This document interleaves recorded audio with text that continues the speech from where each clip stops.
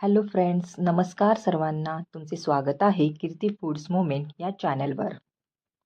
आज आपण येथे बनवणार आहोत तळणीचे मोदक. तळणीचे मोदक हे आपण गव्हाच्या पिठापासून बनवणार आहोत. चला तर मग पटकन रेसिपी बघूयात आणि करायला घेऊयात. हे तळणीचे मोदक तुम्ही करूनच बघा आणि याचा आस्वाद सुद्धा घ्या. सर्वप्रथम येथे मी 2 कप गव्हाचे पीठ घेतलेले आहे. तुम्ही बघू शकता.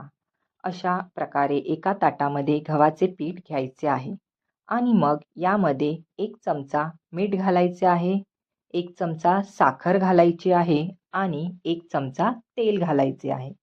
अशा प्रकारे यामध्ये साखर, मीठ आणि तेल घालून हे सर्व घालून झाल्यानंतर त्यामध्ये आपण पाणी घालून हे पीठ चांगले मळून घेणार आहोत. थोडे थोडे पाणी घालून पिठाला चांगले मळून घ्यायचे आहे.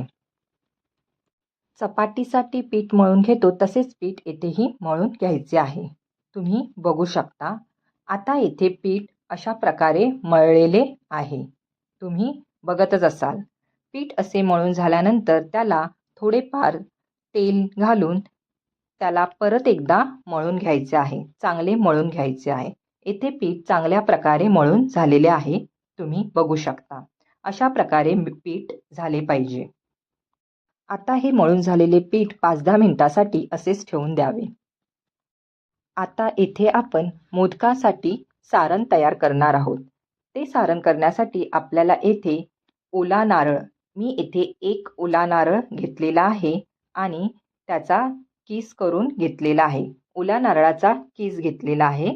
नंतर 1 वाटी गूळ घेतलेला आहे आणि 1 चमचा मीठ आणि 1 चमचा वेलची पावडर घेतलेली आहे. तुम्ही बघू शकता. हे सर्व जिन्नस आपल्याला सारणासाठी घ्यायचे आहे. आता येथे मी मध्यम आचेवर 1 कढई घेऊन त्यामध्ये 2 चमचे तेल घातलेले आहे आणि या तेलामध्ये आपण किसलेला नारळ म्हणजेच किसलेले खोबरे घालणार आहोत आणि त्याला चांगले परतवणार आहोत. त्याला चांगले परतवायचे आहे. साधारण 2-3 मिनिटे तरी त्याला सतत परतून घ्यायचे आहे. किसलेला नारळ येथे आता चांगला परतून झालेला आहे. तुम्ही बघू शकता. अशा प्रकारे खोबऱ्याचा कीस चांगल्या प्रकारे परतून झाल्यानंतर त्यामध्ये आपण 1 वाटी गूळ घालणार आहोत. तुम्ही बघू शकता. गूळ घातल्यानंतर त्याला सतत परतवायचे आहे. त्याला चांगले परतून झाल्यानंतर सारण अशा प्रकारे होईल. तुम्ही बघू शकता. सारण आता आपले इथे तयार झालेले आहे. अशा या तयार झालेल्या सारणामध्ये आता आपण 1 चमचा मीठ घालणार आहोत आणि 1 चमचा वेलची पावडर सुद्धा घालणार आहोत आणि त्याला परत पुन्हा एकत्र करून एकजीव करणार आहोत. त्याला चांगले परतून घेणार आहोत. तुम्ही बघू शकता. येथे आता सारण चांगल्या प्रकारे झालेले आहे. तुम्ही बघू शकता. येथे सारण तयार आहे. आता आपण हे सारण मोदकामध्ये घालण्यासाठी तयार केलेले आहे. सारणामध्ये वेलची पावडर घातल्यामुळे सारणाचा सुगंध फार छान येत आहे. तुम्ही जायफळ पावडर सुद्धा घालू शकता. सारण इथे तयार झालेले आहे आणि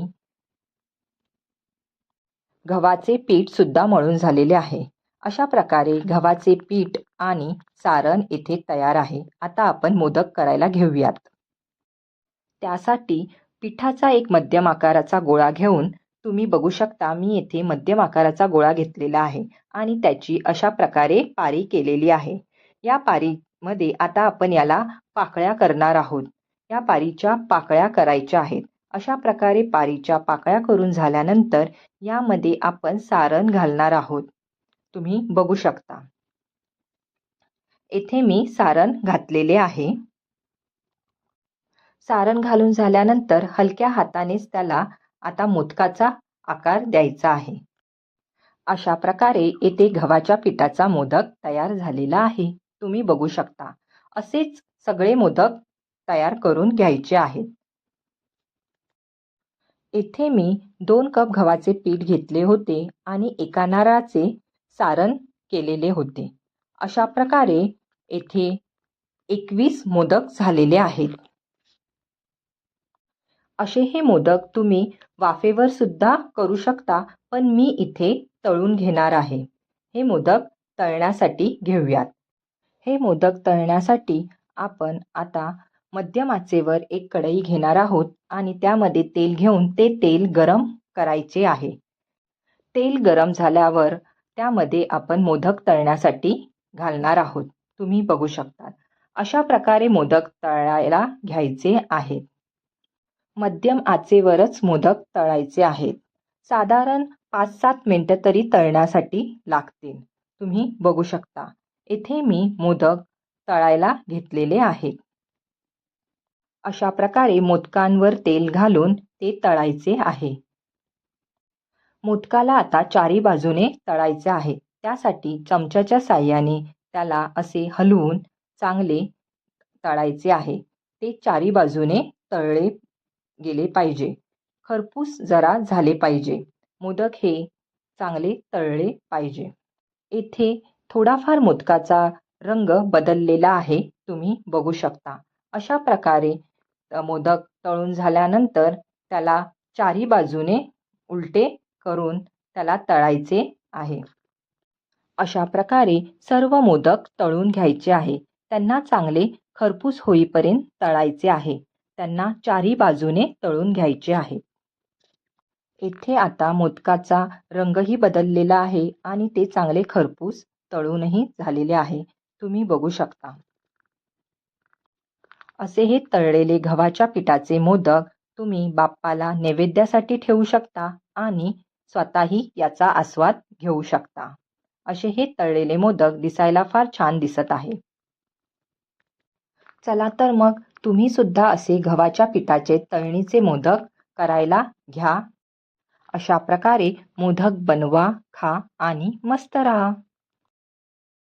असे हे गव्हाच्या पिठाच्या तळणीचे मोदक तुम्हाला आवडले असतील तर रेसिपीला लाईक करा, शेअर करा आणि सबस्क्राईब करा.